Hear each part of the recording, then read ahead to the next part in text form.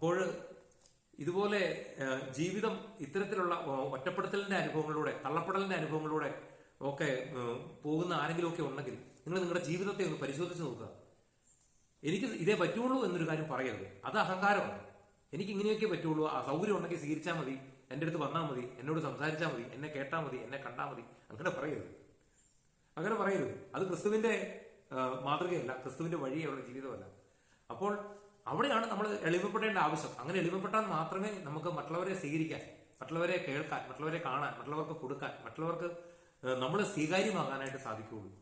അത് ഒത്തിരി വ്യക്തികളെ, നിരവധി വ്യക്തികൾക്ക് കൗൺസിലിംഗ് കൊടുത്ത അനുഭവങ്ങളിൽ നിന്ന് എന്റെ മനസ്സിലേക്ക് വന്നൊരു ചിന്തയാണ്. ഇങ്ങനെ ഒത്തിരിയേറെ അസ്വസ്ഥപ്പെട്ട് കഴിയുന്ന വ്യക്തികളുണ്ട്. ഒരു സ്ഥാപനത്തിലും ജോലിക്ക് നിർത്തൂല. ഒരു സ്ഥാപനത്തിൽ നിന്ന് പറഞ്ഞു വിട്ടു കഴിഞ്ഞാൽ അടുത്ത സ്ഥാപനത്തിൽ ചെല്ലുമ്പോഴത്തേക്കും അവരെങ്ങനെയെങ്കിലും അറിയും ഈ വ്യക്തിയെ പുറത്താക്കിയതിന്റെ കാരണം. ആ വ്യക്തിയെ നിർത്താൻ കൊള്ളത്തില്ല. ആ വ്യക്തിയെ ജോലിക്ക് എടുത്തു കഴിഞ്ഞാൽ കമ്പനിയോ ആ സ്ഥാപനമോ അവർ കൂട്ടിക്കും. അവർ മറ്റുള്ളവരുടെ ഹൃദയത്തിലും കൂടെ അസ്വസ്ഥത വിതയ്ക്കും, ദുഷ്ടത കൊണ്ട് നിറയ്ക്കും. അതുകൊണ്ട് ആ വ്യക്തിയെ നിർത്തരുതെന്ന് ആരെങ്കിലും ഒക്കെ പോയി പറഞ്ഞു കൊടുക്കും. അങ്ങനെ അവിടുന്ന് എല്ലായിടത്തും പുറത്താക്കപ്പെടുന്ന അവസ്ഥ, ഒന്ന് ഉള്ളിലേക്ക് വലിയപ്പെടുന്ന അവസ്ഥ, അങ്ങനെ ഒരു ദുരന്തം ഉണ്ടാവും.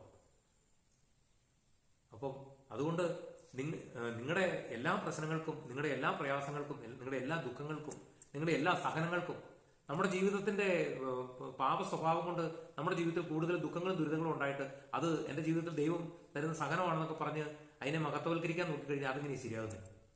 എന്റെ പാപ സ്വഭാവത്തിന്റെ പരിണിത ഫലമായിട്ട് എന്റെ ജീവിതത്തിൽ ദുഃഖങ്ങളും ദുരിതങ്ങളും ഉണ്ടായിട്ട് ഞാനത് ദൈവം എനിക്ക് സമ്മാനമായിട്ട് തരുന്ന സഹനമാണെന്നൊക്കെ പറഞ്ഞ് മറ്റുള്ളവരുടെ മുമ്പിൽ ഞാൻ ഞെളിഞ്ഞു നിൽക്കാന്നുള്ള വല്ല കാര്യമുള്ളൂ?